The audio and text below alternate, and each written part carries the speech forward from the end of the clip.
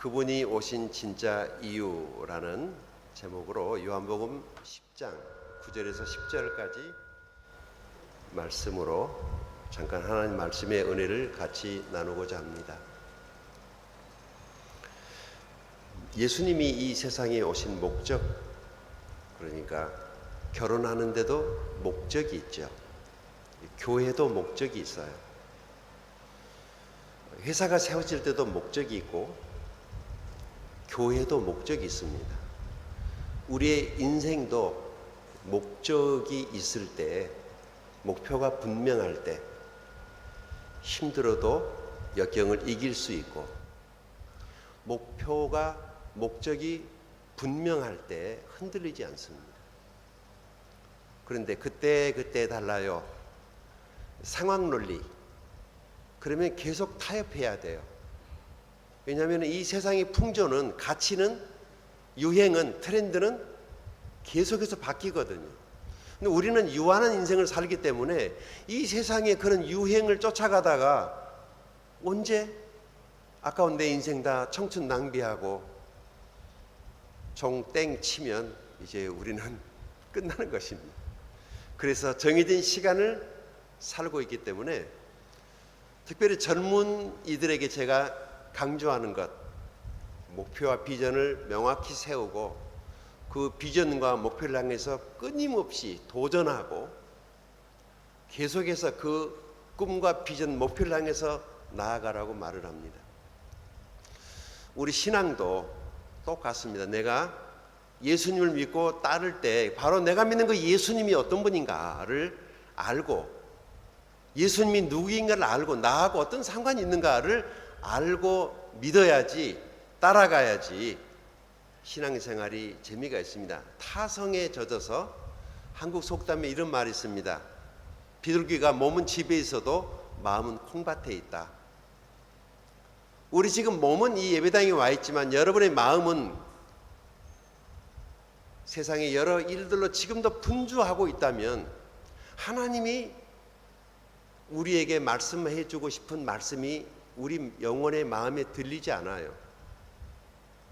그래서 예배 시간에 가장 중요한 것은 목사인 저에게 집중할 필요 없습니다. 하나님 말씀에 집중하시고 도대체 하나님이 어떤 메시지를 목사님을 통해서 나에게 들려주기 원하는가, 여기에 초점을 맞추시면 얼마든지 하나님의 도우심 가운데 인생을 풍요롭게 살아갈 수 있습니다. 그런데 어쩔 수 없어서, 할 수 없어서 그냥 그렇게 일요일이니까 그래 교회를 다니거나 예수를 믿으면 끌려다니는 신앙은 재미가 없잖아요. 인생을 자기가 죄송합니다. 주도해야지. 신앙도 마찬가지죠. 가정도 마찬가지고. 그래서 오늘은 예수님이 어떤 분인가에 대해서 함께 알아보기 원합니다. 많은 분들이 예수님에 대해서 오해를 하고 있어요. 예수님에 대해서 잘 모른단 말이죠. 어떤 정신병동에서 정신병 환자가 아침마다 밥 먹고 나면은 하루 종일 내가 하나님의 아들이다, 내가 하나님의 아들이다 라고 소리를 지르는 겁니다. 그런데 그 병동 옆에 있는 병동의 다른 환자가, 저쪽에 있는 환자가 내가 하나님의 아들이다 라고 소리를 지르면 이쪽 병동에 있는 환자가 나는 너 같은 아들을 둔 적이 없다. 세상에는 자기가 하나님의 아들이라고 마치 자기가 하나님의 아들 예수인 것처럼 허세를 부리는 이단들이 참 많이 있어요. 뭐 점쟁이 지 죽을 날 모른다고. 그래 봤댔자 한 인생이에요. 아무리 기고만장하고 세상 권력을 쥐고 떵떵거려도 하나님 앞에 한 인생이에요. 기껏해야 100살 살다 죽는 거예요. 그런데 무슨 천년 만년 살 것처럼 사람들이 허세 부리는 걸 보면 하늘에 계신 자가 비웃으신다고 시편 2편에서 말씀하십니다. 사람은 하나님 앞에서 겸손하게 살 때 하나님의 돕는 은혜로 행복한 삶을 살게 됩니다. 우리가 예수님을 바로 알아야 됩니다. 나하고 어떤 상관이 있는가를 알아야 됩니다. 두 번째 질문입니다. 우리는 왜 예수님을 믿어야 하는가? 여러분들이 선택할 문제예요. 다만 교회는 왜 우리가 예수를 믿어야 하는가에 대해서 그 당위성을 말해주는 거죠. 첫 번째는 우리가 죄인이기 때문에, 두 번째 죄인은 심판받고 구원받지 못한 영혼은 지옥에 던져진다고 여기 성경이 말씀하고 있기 때문에, 세 번째 예수님이 바로 우리의 이 죄 문제를 해결하러 오신 하나님의 아들이시고 십자가에서 우리가 갚아야 될, 우리가 지은 그 모든 죄의 대가를 예수님이 대신 다 갚으셨기 때문에 이제 우리가 예수 그리스도를 믿음으로 구원받을 수 있는 길이 열려 있습니다. 그래서 예수를 믿기만 하면 구원받는 것입니다. 그래서 이 세상에 제일 쉬운 일이 구원받는 것이고, 이 세상에서 제일 어려운 일이 또 구원받는 것입니다. 왜 예수 믿는 것이 제일 쉬운 것이냐? 우리가 할 것이 하나도 없어요. 그래서 너무 쉽기 때문에 사람들이 예수 믿는 것을 힘들어합니다.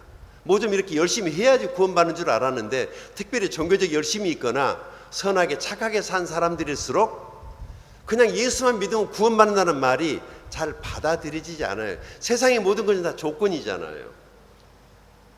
예수 믿는 것만 하나님의 은혜, 100% 은혜 공짜로 믿으면 구원이에요. 그래서 어렵습니다, 구원받는 것이. 그런데 그것이 믿어지는 순간이 있어요. 그것을 하나님이 나에게 은혜 주신 날이라고 그러죠. 저는 29살 때 이 사실이 믿어졌어요. 저는 기독교 가정에 태어나지 않았습니다. 뭐 교회를 다녔지만 잘 모르겠더라고요. 어떤 데는 내가 구원받은 것 같고 어떤 데는 구원 안 받은 것 같고 잘 모르겠어요. 그런데 어떤 날 목사님 한 분이 제게 찾아와서 예수님에 대해서 복음을 짧게 설명해 줬는데요, 그날은 그게 믿어졌어요. 제 나이 29살 때 일어난 일입니다. 야, 예수 믿고 나니까 갑자기 세상이 다 뒤집어졌어요. 저는 딴 사람이 됐습니다. 내가 좋아하던 세상의 향락, 친구, 그리고 내가 그토록 열망하던 명예, 부, 이런 것들이 갑자기 아무런 가치가 없게 느껴졌어요. 나 같은 죄인을 구원하시는 그 하나님의 은혜가 너무 크고 감사해서, 그래서 나도 예수님의 복음을 전하는 하나님의 종이 되어야 되겠다라고 31살에 주님께 내 인생을 드리고 지금까지 주님을 섬겨오고 있습니다. 내가 만난 예수, 내가 믿은 예수는 참으로 우리의 인생을 부유롭게 해주고 풍요롭게 해주고 행복하게 해주시는 좋은 예수님입니다. 오늘 그 예수님을 여러분에게 소개합니다. 예수님이 오신 진짜 이유, 성경은 이렇게 말합니다. 우리의 구원을 위해서 오셨다. 같이 읽어볼까요? 시작. 내가 문이니 누구든지 나로 말미암아 들어가면 구원을 받고 또는 들어가며 나오며 꼴을 얻으리라. 아멘. 자, 예수님이 자기를 소개할 때 나는 문이다. 어떤 데서는 나는 생명이다. 나는 하나님의 아들 그리스도라고 했는데, 여기 요한복음 10장 9절에서 예수님은 자기 자신을 소개할 때 내가 문이야 라고 말했습니다. 자, 문은 문인데 무슨 문이냐, 도대체 예수가 문이라는 게 어떤 의미인가 라는 거예요. 이 문이라고 하는 것은 하나의 경계입니다. 그러니까 안하고 밖하고 구별되어지는 것이죠. 지금 우리는 교회 예배당에 올 때 문을 통해서 들어왔어요. 그래서 예배당 안에 있는 것이죠. 저기 문 밖에는 밖이에요. 내가 예수를 믿는다는 것은 예수 안에 들어간다는 거죠. 예수를 믿는다는 것은 내가 예수님 안에 들어간다는 거예요. 그게 구원이라는 겁니다. 그래, 구원은 뭐 다른 데 있는 게 아니라 사실은 간단해요. 예수를 믿으면 내가 예수님이라는 그 문 안에 들어가서 구원을 받고, 그러죠? 또는 들어가며 나오며 꼴을 얻을 것이라. 여기에 꼴로 되어 있는데 이게 뭐 양이 먹는 음식이죠. 우리는 밥 먹고 살지만 양은 풀을 먹고 사니까. 그러니까 양이 풀 아닌 다른 것을 먹으면은 양은 부대끼고 살지 못해요. 양이 먹어야 될 음식은 딱 정해져 있어요. 물하고 풀이에요. 마찬가지로 예수님을 믿는 하나님의 사람들은 하나님의 말씀이라고 하는 하늘 양식을 먹어야지 삽니다. 다른 거 먹으면 안 돼요. 세상 사람들이야 그저 뭐 그냥 먹고 놀고 띵가띵가 뭐 돈이 있고 땅이 있고 집 있고 뭐 은행에 돈 있으면 그만이지라고 하지만은 참된 행복은 우리의 부에 있지 않고 행복은 영적인 것이고 정신적인 것이에요. 하나님 앞에 나오면은 하나님이 우리 마음에 평화를 주십니다. 예수님은 문이다라고 자기 자신을 소개했어요. 그리고 우리가 그 문에 들어가면 구원을 얻게 될 것이다 라고 말씀하셨어요. 여기 예수님이 우리를 양으로 많이 비유를 하죠. 특별히 요한복음 10장에서 예수님은 목자로 그리고 우리 인생들은 양으로 비유를 많이 하셨어요. 이 양이라고 하는 짐승이 우리하고 비슷한 게 참 많이 있습니다. 오늘은 시간이 없기 때문에 다 말씀드릴 수 없지만은 우리가 양처럼 미련하고 고집세고 치멋대로죠. 그 양은요, 그 공격 무기가 없기 때문에 늘 당하기만 해요. 이 인생을 살아가면서 세상의 늑대의 이리로부터 우리가 얼마나 찢기고 당하고 상처받고 살고 있지 않습니까? 그저 말 한마디 하지 못하고 어떤 정권이나 권력의 힘 앞에 그냥 무차별적으로 공격당하고 자식이 죽었지만은 국가가 있어도 그 국가가 그 자식을 구해주지 못해서 그렇게 죽어갔을 때 그 가슴 아파하는 그 부모님들의 그 마음을 우리가 어떻게 알겠습니까? 정말 가만히 생각하면 우리가 대단한 것 같지만은 사람이 비행기를 만들고 저는 비행기를 탈 때마다 그 생각을 해요. 오늘 한국으로 돌아가실 때 그 비행기를 오르실 때 여러분도 한번 생각해 보세요. 정말 이것을 사람이 만들었을까?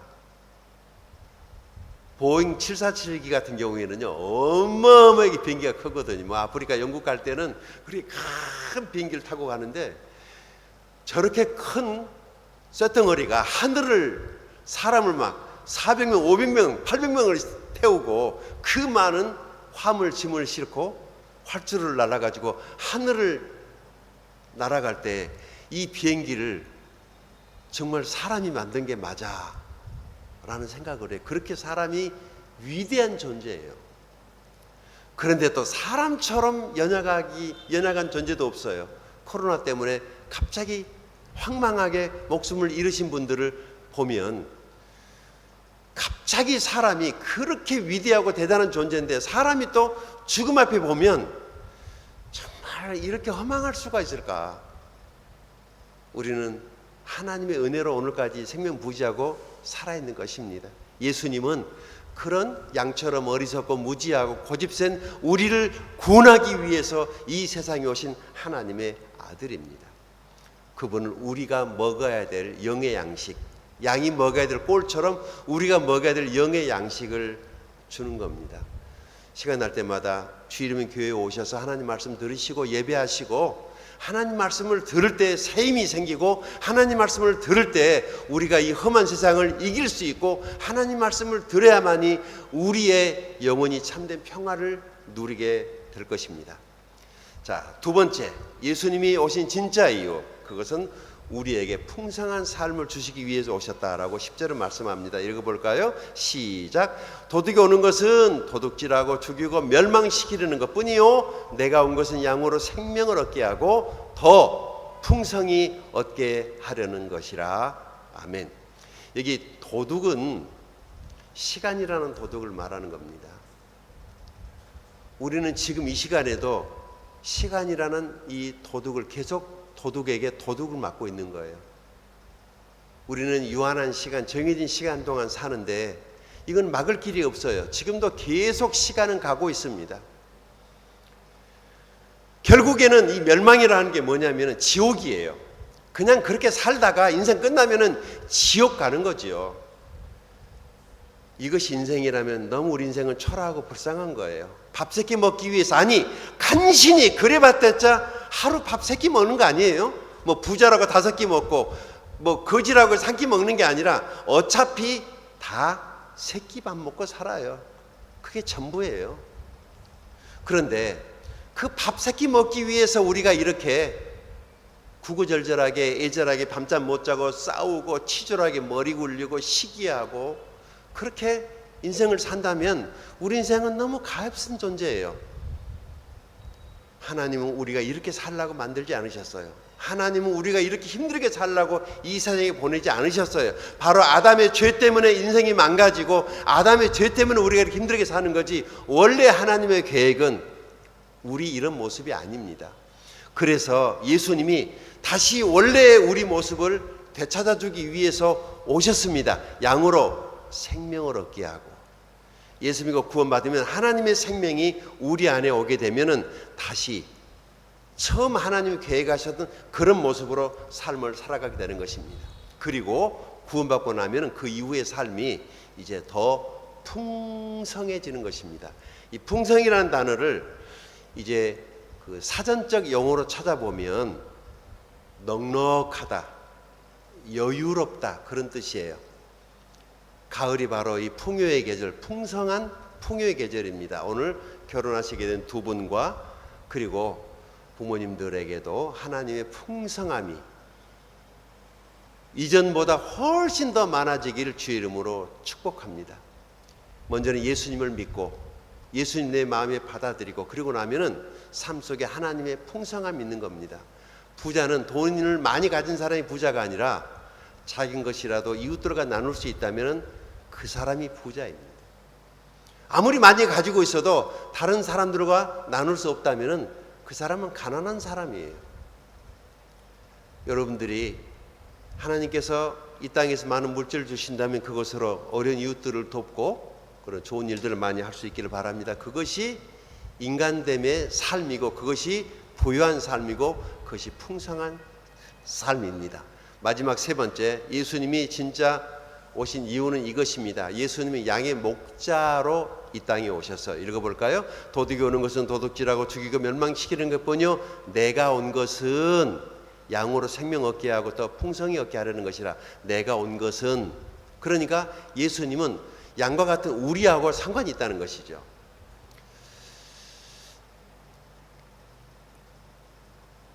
우리가 그 짐승 양이 아니니까 내가 예수님을 목자로 따라간다는 것은 오늘날에는 내가 예수님의 제자가 되는 거예요. 제자는 배우는 자이죠. 스승에게 배우는 거예요.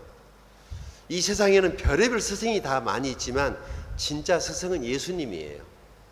여러분 예수님 믿고 예수님을 배우게 되면 예수님의 제자가 되는 것입니다. 지금 이곳에는 제가 학교에서 한국어를 가르치던 한국 학생들, 제 제자들이 이곳에 와 있습니다.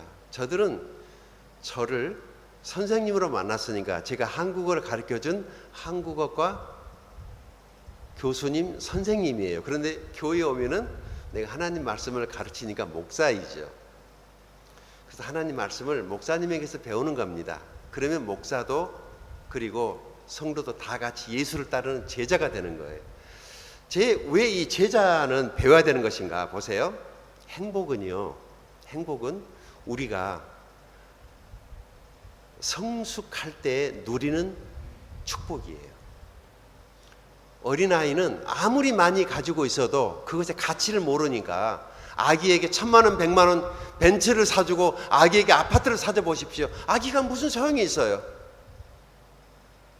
어린 아기에게 벤츠가 무슨 소용이 있고 아파트가 무슨 소용이 있어요? 아기가 컸을 때 그 가치를 아는 것과 똑같아요. 돈도 마찬가지예요. 우리가 먼저 성숙하고 난 다음에는 돈의 진정한 가치를 알고 나면은 작은 돈을 가지고 있어도 행복해요. 그런데 내가 성숙하지 않으면은 괜히 돈에 욕심만 부리지 누리지도 못해요. 돈이 있어도 돈의 가치를 제대로 써보지도 못하는 거죠. 그래서 예수님을 배우는 것입니다. 제가 부모님들에게 제가 이 질문 드립니다. 왜 아기가 태어나면 학교를 보내죠? 왜? 왜 부모님들이 그 고생을 해가지고 그 어마어마한 학비를 들여서 학원에 보내고 초등교육, 중등교육, 고등교육 그리고 대학교육 왜 그러는 거죠? 꼭 배워야 되나요? 안 배워도 될 텐데. 우리가 인생을 살아보니까 배우지 아니하면, 쉽게 말로 가방끈이 짧으면 인생을 불행하게 살기 때문에 똑같아요. 우리가 계속해서 예수님이 어떤 분인가를 알게 되면, 성숙하게 되면은 우리는 행복한 삶을 살 수 있어요. 행복하게 산다는 게 뭘까? 사람을 사랑하기 시작하면 그게 행복이에요. 오늘 결혼하신 두 분에게 이 설교는 주례사를 대신합니다. 이제 두 분 서로 사랑하십시오. 결혼을 해야만이 사랑이 무엇인가를 알 수 있어요. 연애할 때 사랑은 반쪽 사랑이에요. 결혼을 해야만이 진짜 사랑이 무엇인가를 알게 될 거예요. 성숙한 사람이 사랑합니다. 사랑은 주는 거예요. 어리면은 받기를 원하죠. 그러나 성숙한 사람일수록 주는 겁니다. 예수님의 제자는 예수님께 사람 사랑하는 것을 배워야 됩니다. 두 번째, 사람을 섬기는 것을 배워야 됩니다. 이 세상이 왜 이렇게 힘드냐면요, 뭐 좀 되지도 않는 사람이 뭐 권력을 잡았다고 그 폼 잡고, 요즘에 그 대한민국 뉴스를 보면 너무 마음이 너무 아프더라고요. 우리 국민들이 너무 힘들어하는 것 같아요. 지도자들은 백성들의 어려운 문제를 이렇게 해결해 주기 위해서 그 자리에 있는 사람들인데, 사실 가만히 생각해 보세요. 모든 문제는 지도자들이 문제를 일으키고 있어요. 교회도 국가도 다 마찬가지예요. 우리 힘없는 백성들만 이리 치고 저리 치고 이리 당하고 저리 당하고, 백성이 문제를 일으키는 게 아니에요. 다 지도자들이 위에서 문제를, 그 사람들이 우리의 어려운 문제를 해결해 주라고 그 자리에 있는 게 아니라 그 사람들이 문제를 일으키고 우리가 그 지치다거리 해야 되니까 다들 지쳐서 힘들어 하시는 것 같아요. 사실 여러분, 우리라도 예수님을 많이 닮아서 자녀들은 부모님을 섬기고 우리 서로 섬겨서 우리가 작은 예수가 돼서 이 세상을 아름답게 만들어가는 예수님의 그런 제자가 될 수 있기를 축복합니다. 기도하고 마치겠습니다. 하나님 우리 아버지, 오늘 복된 주일 예배 하나님의 은혜 가운데 드려지게 하심을 감사합니다. 오늘 예배 오신 모든 분들을 축복하시고 이후에 있을 결혼식 예배 가운데도 하나님 함께해 주시옵소서. 예수님의 복되신 이름으로 기도해 싸움나이다. 아멘.